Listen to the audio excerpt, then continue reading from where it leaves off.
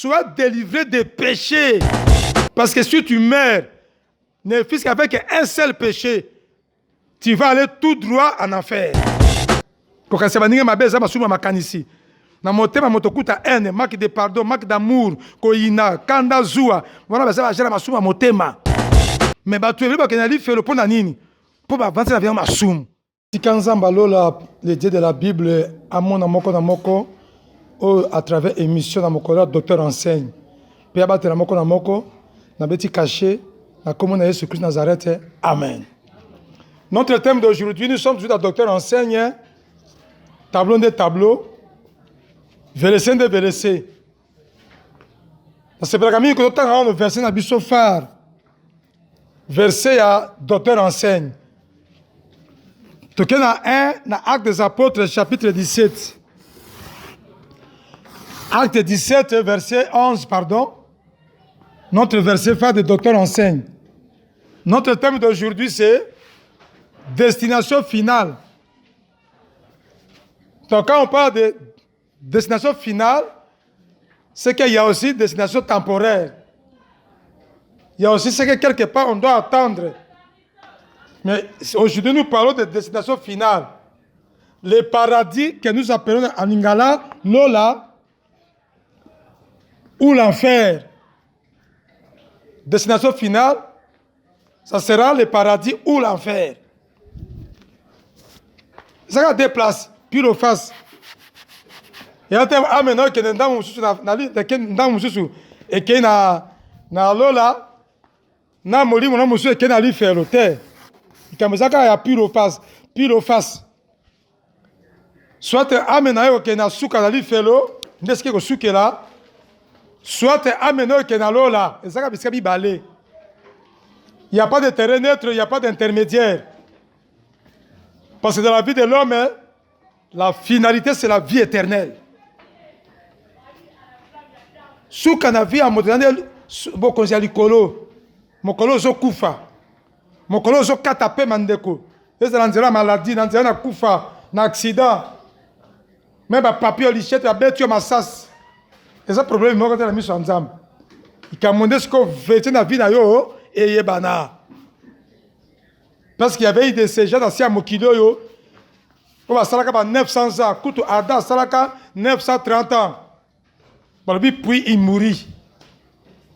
Mon frère, ma soeur, à travers cette émission ici d'aujourd'hui, notre thème est le paradis ou l'enfer. Où est-ce que ton âme ira éternellement? Parce que lui fait le père a dit les ali. Tout le monde a payé en haut. Comment déjà ma verset sur Matthieu 18, 18. Mon topé a libéré, a lui fait le libérer les ali. Comme aussi la vie éternelle peut libérer et Zali. Mais d'abord notre verset phare, Nabiso, Acte 17, verset 11. Lisons la parole de Dieu. Ces Juifs avaient des sentiments plus nobles que ceux de Thessalonique. Il récit la parole avec beaucoup d'empressement. Et il examinait chaque jour les Écritures pour voir si ce qu'on leur disait était exact. Ils examinaient tous les jours les Écritures pour voir. Examiner les Écritures, mon frère, ma soeur. Nous sommes au temps de la fin. Ebele Zali Yamabe, Yamabe Ebimi Ebele. On ne sait plus distinguer le vrai ou le faux. Mais dans tout cela, Dieu déjà, notre Seigneur Jésus, nous avait déjà avisé que Nathan Asuka, il se lèvera de faux pasteurs, de faux prophètes, de faux Christ. C'était déjà avisé sur cette terre. Il y a de cela plus de 3000 ans. Il y a un point d'engagement, il y a un point d'engagement. J'ai déjà été avisé, Nathan Asuka, Bomona Bilembo Boye, Bokomona Boye, et Zabongo. Basali Anzamba Lokuta, Basi Bayepe, Baza Ebele. Je répète, Baza Ebele. Nabina Lingala, et si Baye, Pe Baza ya Ebele, tout le coup. Baza ya faux. Mais yo, ça l'a avisé, c'est que ça qui a ouvert ma commune Anzamba solo, ma commune Anzamba. Autant va te yo, balobelio, zo va yebisu, va te yo, vérifier la Bible. Et on va toujours, ni la Bible est égale parole, est égale liloba, Nanzambi. est égal à Jésus-Christ, né en Biblia, est égal à Dieu créateur. Né en Biblia, il y a Nzambe. Il y a un mibeko na Nzambe. Il y a un de l'éternel Dieu. Il y a un Saint-Esprit, un motomoko, na ba biloko nyoso wana eza ka motomoko. A o changer ka bilamba. La ti rouge, le la ti bleu, la ti pembe, ezaka motomoko na nature na ye. Yende Nzambe, wa sala di kona se Jésus-Christ de Nazareth. Alors voilà la destination. Ata la sia mokilo motavande umeli. Totanga na Genèse, hein? Na bato basala sia mokilo ba kufaka. Mais mon kosko ozo kufa okende wapi? Molimo na yo. Parce que motana biteni misato.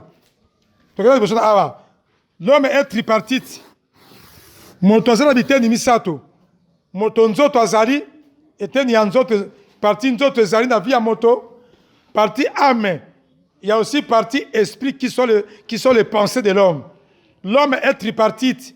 L'homme est corps, l'homme est l'âme qui est le cœur, et l'homme est les pensées ou bien l'esprit. Et l'âme ne meurt jamais. L'âme ne meurt jamais. Dans la Bible que Dieu viendra juger les âmes. Bato ba kufa na wa zana bomoi. Milimo nde sami sabata onzo kufa, âme kufa kate. L'âme de l'homme commence une nouvelle vie. Quand on a l'histoire à Lazare, na pauvre Lazare, na homme riche, va monana ka. Quand on ne trompe pas, tokomonana. Comment se fait-il que homme riche, a monaka pauvre Lazare na likolo? Il y a Lazare qui a l'ubuaku, mais abonni Lazare na lola. Tokomonana. Qu'est-ce que vous pensez? Ame kufakate, ame za parti mosusu, nzoto za parti mosusu. Pe makanisi to esprit za parti mususu moto azala biteni misato. C'est la parole de Dieu qui le dit. Tokyo na verset à liboso 1 Thessaloniciens chapitre 5 verset 23. Lisons la parole de Dieu. Que le Dieu de paix vous sanctifie lui-même tout entier. Et que tout votre être, l'esprit, l'âme et le corps soient conservés irrépréhensibles lors de l'avènement de notre Seigneur Jésus-Christ.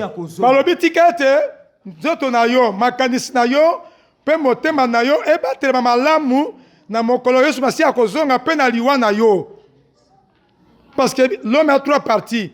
Il y a le péché de pensée, il y a le péché de corps, il y a aussi le péché de l'âme. C'est pour cela, 1 Thessaloniciens chapitre 5, verset 3 nous dit que les trois parties soient délivrées des péchés. Parce que tu ne connais pas les jours de ta mort, ni les jours que Jésus va revenir. Parce que si tu meurs, ne fût-ce qu'avec un seul péché, tu vas aller tout droit en enfer. Qu'on ne vous trompe pas, l'enfer existe. Lui fait le zali. Moto lui fait le libérer zali. Comme peut l'eau libérer zali. Qu'on ne vous trompe pas que ce soit au koufi makambosili. Moutabko sayote. L'âme de l'homme ne meurt pas. L'âme est koufakate. Dieu va juger les âmes. Lui fait le zali. L'eau l'appelle zali. Il y a un vérifier avec les Écritures. Mais d'abord, tu dois savoir que tel que tu es là-bas, tu as trois parties. Alors la Bible qui est Dieu nous dit ceci. Faites attention. Que le péché ne demeure pas dans vos pensées, ni dans votre âme qui est le cœur, ni dans votre corps. Parce que vous ne savez pas le jour que tu vas mourir, ni le jour que Jésus va revenir. Parce que si vous mourrez dans votre péché, ne fût-ce qu'avec un seul péché, tu vas aller tout droit en enfer. C'est la parole de Dieu qui a dit. Vérifions. Jean chapitre 8, verset 21. Jean 8, 21. Qu'est-ce que nous dit la Bible? Jésus leur dit encore, je m'en vais et vous me chercherez. Et vous mourrez dans votre péché. Vous ne pouvez venir où je vais. C'est la parole de Dieu dit que mon colosso koufa. Parce que koufa. Mon colosso katapé, peu importe forme à l'ouang comme la yo. Si un accident avion, à Moutuka, ma papillon, j'ai ta kuluna. Parce que dans le monde de vivants, il n'y a pas la vérité. Ne cherchez jamais, je vous dis dans la vérité, ne cherchez jamais la vérité dans le monde de vivants que nous sommes ici. Dans le monde de vivants, on prend le vrai pour le faux et le faux pour le vrai. Le monde de vérité, c'est le monde après la mort. C'est le monde après la mort qui est le monde de vérité parce que tu vas aller seulement tout droit. Soit tu vas au paradis qui est là, soit votre âme va tout droit dans le félo. Dans moto et libé là. Jésus nous a dit dans Jean 8, 21, moi je m'en vais déjà. Mais si quelqu'un parmi vous meurt avec un seul péché, lisez la Bible très bien. On nous dit que si vous mourrez dans votre péché, Jean chapitre 8, verset 21, si vous mourrez dans votre péché, là où moi, Jésus, je suis dans le paradis, okoko mate, okoko tote, okoko tote, okoko makunate. Verset yango. Jean 8, 21. Mokolo zo kufa, mokolo zo katapema. Sokata le sumuka moko ya makanisi zala makanisi na yo. Tu peux trouver dans ma makanisi masumo comme préjugé, analyse humaine, ma mauvaise pensée, ma pensée impure. Ko kanisa baninga mabeza masumo makanisi. Na motema motokuta haine, manque de pardon, manque d'amour, ko ina kanda zua. Wana baza bajela masumo motema. Masumo ya nzoto ko yiba ekobo, nzoto nesaka ekobo. Bayiba kana na loboko, masumo ya loboko yango wana. Lokotonga na monoko nde tongaka. Osomo esika miso tongi. Osomona esika mato etongi mutu. Mato azala monoko azala maloba. Do ba péché ya makanisi ezali, ba péché ya motema ezali, na ba péché ya nini ya nzoto ezali yango yo biteni misato. Velese oyo nous dit ceci, c'est Velese. C'est Velese nous dit ceci, le jour que tu vas mourir, le jour que so katapema, so atali sumu moko ekuti yo na kanda. Makanisi mabe pa moto moko kata pe mabanda masumu nzoto songolo okofesaka na yango te lokuta po bakosaka na monoko nde kosaka ya ko mona moto azaba beza difficile akosa siko asala ba geste ke na kosi yote poka kosi alo na kosi bakosaka na monoko batonga na monoko lokuta la monoko soki moko kufa atali sumu kaka moko okei mbalamos na lifelo. Oh, Nzamba Kelali fait le pour la mototé. Non.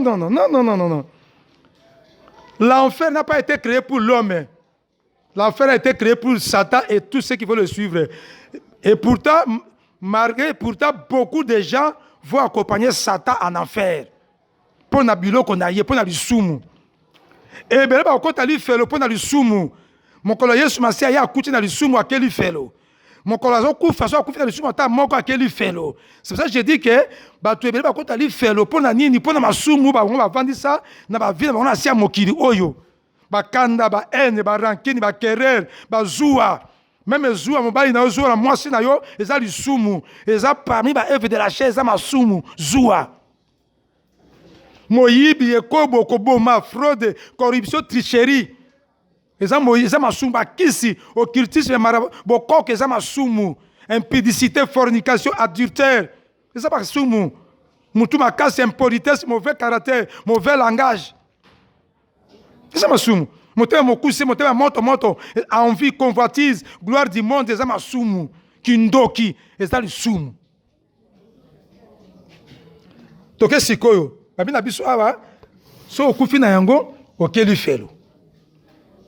Mais d'abord, nous allons lire qu'est-ce que verset à lire Matthieu 18, 18.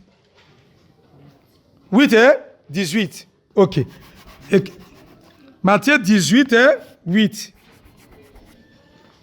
Verset à l'autre, moi, tu es libéré là. Matthieu, pour mon amalamo, écrivez déjà le verset. Mon temps que ça va te libérer, nous amener le fait le zali. Moto à libéla. Matthieu 18, verset combien? 8. Feu éternel. Moto à libéla, c'est qu'on a seko. Bato a comment est-ce que la seko ba kosa na bango. Toke siko na Matthieu chapitre 18 verset 8. Disons la parole de Dieu. Si ta main ou ton pied est pour toi une occasion de chute, coupe-les et jette-les loin de toi.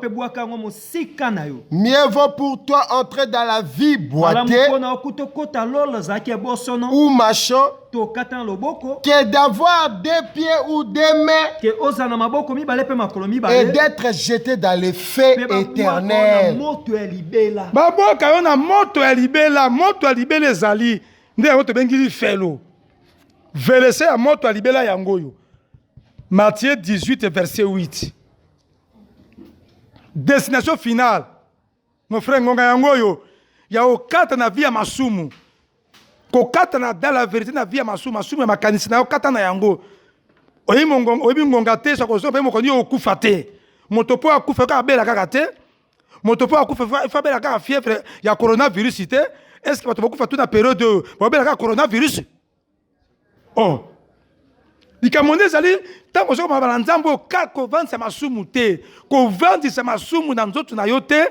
Masumu eko vanda te ela ta mokolo moko te. Babi na Bible le péché si tu es en colère pour quand des ali sumu et comme la pourquoi te en rakini kindumba kindoki bakisi motema mokuse ko inazua et comme la pourquoi te ngane na lobite c'est la parole de Dieu créateur. Bible yo ndimela de lobiango. Vérifiez les écritures. Tokena les questions de Béreto vérifier. Éphésiens chapitre 4 verset 26 à 27. Le sumu kati na moto et comme la pourquoi te que cela n'arrive pas au coucher du soleil parce que yebita taso na butu okufa. Tam sur lobi atongo yeso kosonga. Yango moko na moko abi que tout votre être, corps, âme, esprit soit conservé, soit délivré, soit irréprochable au couvent du sumu te makanicité. Kolala na yango ko mekata ko mekate. Bible nde lobinga ite. Yotko tala vi na yo. En rankini ba mbula boni ba moto yina yo lobisaka ete bo pesa la kamata te bolobana kate kanda zua division moyibi ba kisi kindoki fraude corruption tricherie be sali ba mbula boni na juger yote na condamner yote dikamonde Bible lobi ke li sube comme la pourquoi te li sur la parole de Dieu toke de Ephésiens 4 verset 27. Si vous vous mettez en colère, ne péchez point. Que le soleil ne se couche pas sur votre colère. Et ne donnez pas accès au diable. Accès au diable, diable est le sumu. Comment se connaît? Diable est égal à péché. Est égal à Satan. Est égal à démon. Est égal à mal, est égal à mabé, est égal à œuvre de la chair.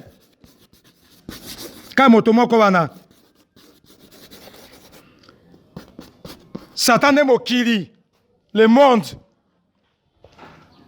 Satan c'est le monde. Quand il est écrit, celui qui aime le monde est ennemi de Dieu. Donc, la version 1 Jean 2 verset 15. Celui qui aime le monde est ennemi de Dieu. Satan, c'est le monde. Diable n'enzoto, cher. On nous dit, celui qui aime le monde est ennemi de Dieu. 1 Jean chapitre 2, versets 15 à 16. Lisons la parole de Dieu. N'aimez point le monde, ni les choses qui sont dans le monde. Si quelqu'un aime le monde, l'amour du Père n'a point en lui. Car tout ce qui est dans le monde, la convoitise de la chair, la convoitise des yeux et l'orgueil de la vie ne vient point du Père, mais vient du monde. Diable yende du sumu. Comment quand ndenge nzambe monaki oya Bible awa. Diable est égal à péché du sumu. Yende Satan, yende démon, yende mal, yende mabé, yende œuvre de la chair, yende le monde. Du sumu yende iniquité. Iniquité. Kamotumoko. Yende du sumu. Alors mina biso bien ceux qui m'ont assuré qui pour le corps à quand déjà les soum lisumu wana ekomela pokwa te velese nango yango oyo kopesa nzela na Satan te parce que Satan aza moto ya Jean 10:10 celui qui tue il vole il tue il égorge c'est ça Satan ne donnez pas accès mais quand tu vois quelqu'un avanti lisumu na ye lolendo bolingo ya mbongo motema mabe motema makasi bamvula ebele mais omilingi te Bible oyo ekela yo Bible oyo eza nzambe olobi ke coucher du soleil te mais komona moto avandi lisumu bambula na bambula. Cela veut dire ceci destination finale na yo ezo dépendre na marche na se ya mokili oyo ndenge ezotambola na se ya mokili oyo soki ovandisi lisumu kati na yo lisumu nde Galate tomonaki Galate 5 verset 19 à 21 masumu eza awa soki ovandisi lisumu mokolo ozokufa okende lifelo balobi ata lisumu ka mokolo liwe ezokomela okuti na lisumu ata moko lifelo nzambo aza Bible nde alobi. Alors maintenant lisons l'histoire qui nous parle de l'enfer ezali pelo ezali parabole na nzambe yemoko et cette parabole c'est Jésus-Christ lui-même qui nous a donné ça. C'est Jésus oyo apesa biso parabole oyo. Apôtre te, disciple te, yemoko maître, celui qui va juger et les vivants et les morts. Lisons Luc chapitre.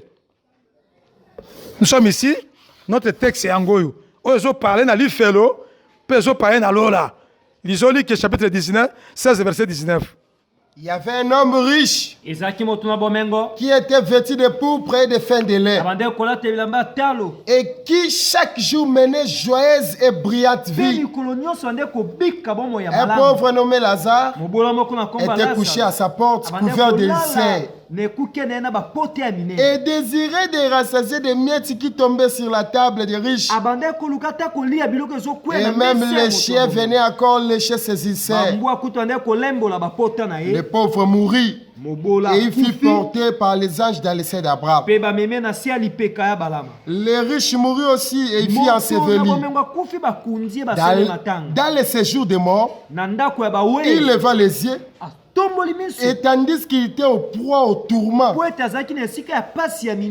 vit de loin Abraham et Lazare dans son sein. Il s'écria, Père Abraham, aie pitié de moi et envoie-moi Lazare pour qu'il trappe les bouts de son doigt dans l'eau et me rafraîchisse la langue, car je souffre cruellement de cette flamme. Abraham répondit, mon enfant, souviens-toi, tu as récité bien pendant ta vie et que Lazare a eu le mot pendant la sienne. Maintenant, il est ici consolé et toi, tu souffres. D'ailleurs, il y a entre nous et vous un grand abîme, afin que ceux qui voudraient passer d'ici vers vous ou de là vers nous ne puissent le faire. Le riche dit, je te prie donc, Père Abraham, d'envoyer Lazare dans la maison de mon père, car j'ai 5 frères. C'est pourquoi qu'il leur atteste ces choses, afin qu'ils ne viennent pas aussi dans ces lieux de tourment. Abraham répondit, ils ont Moïse et les prophètes qu'ils écoutent.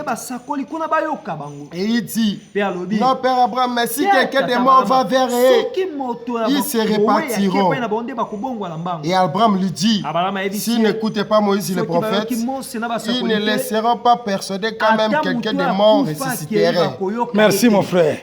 Yokandenge Bible lobby. Parabole oyo. C'est quel parabole? Il y a homme riche, na Lazare ou Azaki pauvre. Bon, le but que tous les deux, parce que dans ce mokilo, quand je vous ai dit que destination finale à moto so bongisa ngo tanga sana sia mokilo yo. Soki lola na okota lola so okende li felo yo mokondo za ko il faut obongisa ngo tanga sana sia mokilo yo. Tango zo lia ozo dondo ozo renye. Nde ba préparer ka destination finale na moto. Et nota moto akufi bo qu'est-ce que la cérémonie na bino na bouquet de fer na bino bo sala ba messe ba rikieme. Mais bino ka musa bo sala ki sakata ba messe ba rikieme. So ça n'est c'est qui mais bolongo molimo na kanali felo et qui na lola. Et puis auquel matanga bato comme ma pesa témoignage tata nga na yebiye asa motema la mama oyo asona kate vérité à moto na motema moto.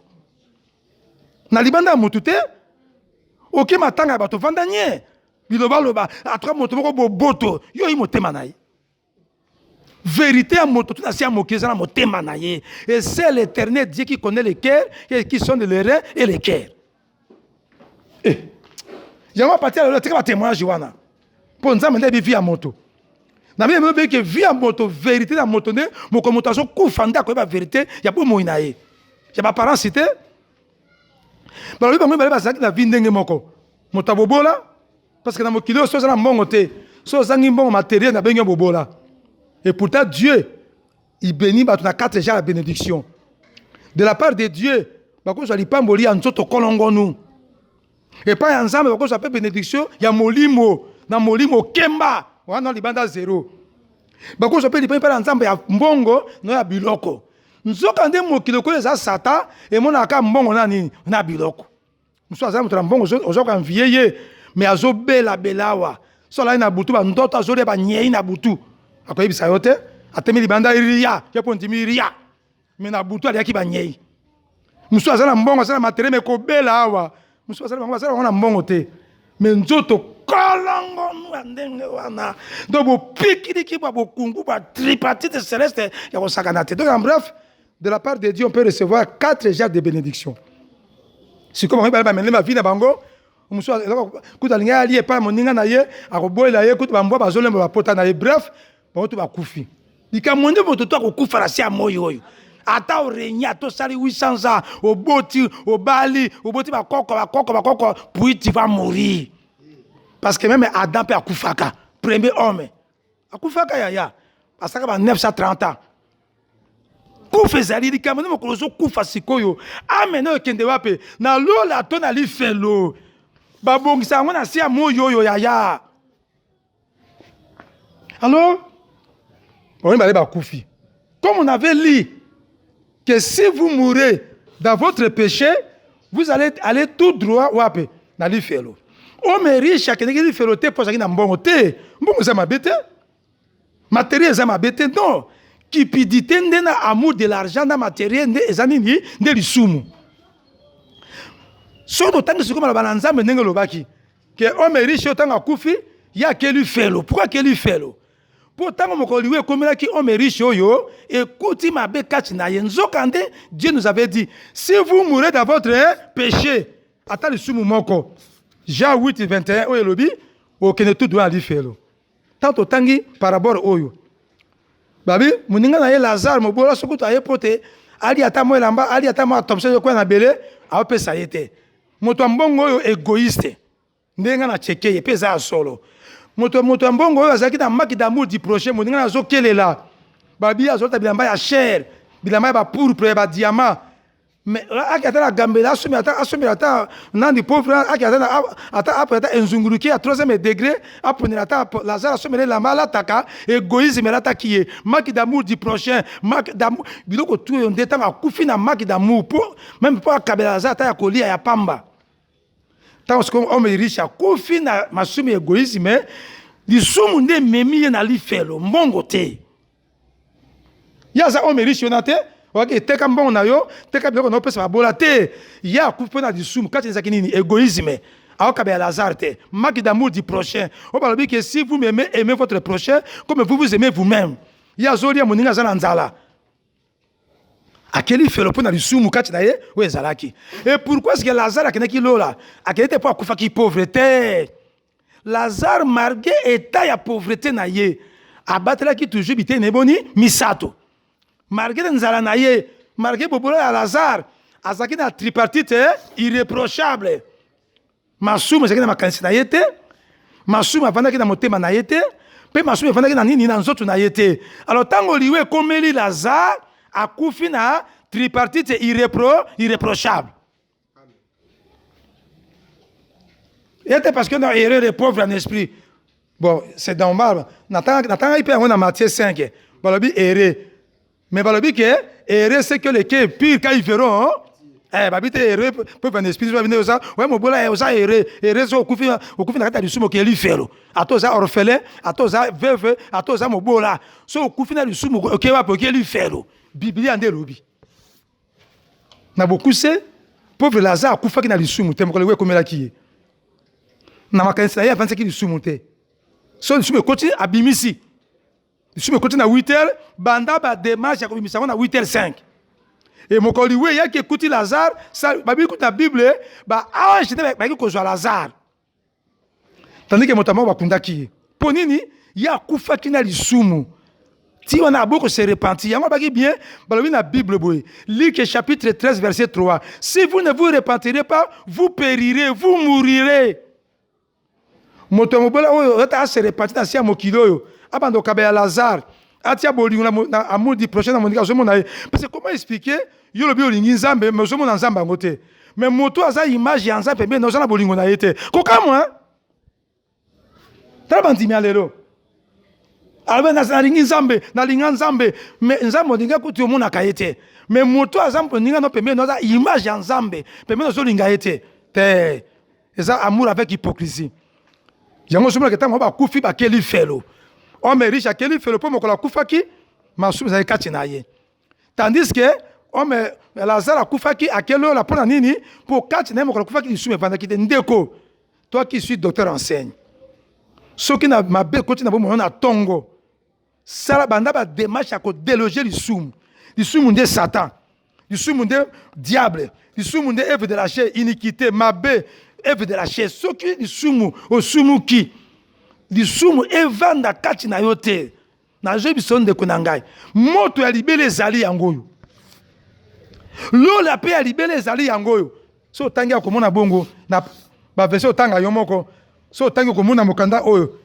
e pa na lola ya libele awa na Matthieu 5:20 e pa na vie éternelle qu'on ne vous trompe pas pour que ne livre tolola ça dépend na yo moko na sia mokilo marche na yo marche ma kanis marche à motema na yo profondeur motema na yo osambe to benga to sunga yo yaya po ça ni o hérité boko nzaliko to soutenir yo to sunga yo benga biso c'est docteur enseigne ba verser yango yo méditer ngo so yo moko lo les ali li fe les ali mais ba tueli ba kenali fe lo pona nini po ba avancer na vie masumu tango zoka paroka na motema na ote banda ko kata na vie mabe kata dans la vérité yaya o ça vite to za ngo to ba pèlerin hein. Si il n'y a pas autre vie après là. Il est réservé à tous les hommes de mourir une seule fois. Après vient le jugement. Hébreux chapitre 9, verset 27. Hébreux 9, 27, il est écrit, il est réservé à tous les hommes, qu'ils soient blancs ou noirs, pauvres ou riches, mariés ou non, ou célibataires, noirs ou blancs, mototo à kokufa, si on est jugement bandi. Qu'on fait mes ans en côté. Tika va prendre ça, mais on a jugé yote, on a condamné yote. On a besoin de la répentance. So to soutenir benga biso to soutenir yo pote o hérité bokonza likolo yeso kufela pote bokonza likolo tikanza manzanza abate lo pe kangola yo na beti kashina komona Yesu Masia amen.